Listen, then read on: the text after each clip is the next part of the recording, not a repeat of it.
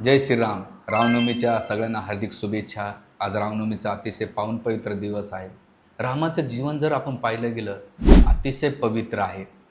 शुद्धता आहे, नीतिमत्व आहे, धर्मवान आहे. भगवान रामचंद्र साक्षात धर्माचं स्वरूप आहे. चारित्र्यवान आहेत, कर्तव्यनिष्ठ आहेत. हे कर्तव्य त्यांनी जीवनात आपल्या त्याग केलेला आहे. हे त्याग म्हणजे त्याने आपल्या जीवनात स्वतःचं काही ठेवलं नाही. ममत्व. महर्षी वाल्मिकी वर्णन करतात की जेव्हा त्यांना कळालं की राज्य भेटणार आहे तर त्यांच्या चेहऱ्यावर एक सुद्धा हास्य नव्हतं, निर्मत्व. आणि जेव्हा माता कैकेयीने सांगितलं की तुम्हाला सर्व काही त्या सोडून वनात जायचं, त्यावेळेस सुद्धा त्यांच्या चेहऱ्यावर महर्षी वाल्मिकी वर्णन करतात निर्ममत्व, कोणताही त्याग हे नाही. कारण त्यांनी सर्वस्व त्याग केला. समर्पण होतं. भक्तांच्या प्रती, मित्रांच्या प्रती, मातापित्यांच्या प्रती, नागरिकांच्या प्रती, बंधूंच्या प्रती आपलं सर्वस्व त्याग केला.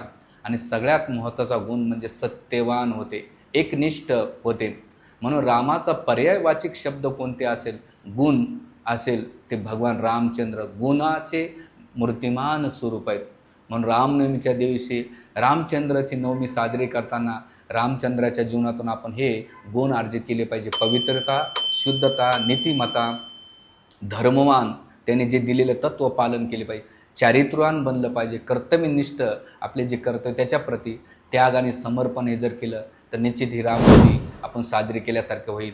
नाही तर अन्यथा केवळ मनोरंजनाचा कार्यक्रम होईल. जय श्रीराम.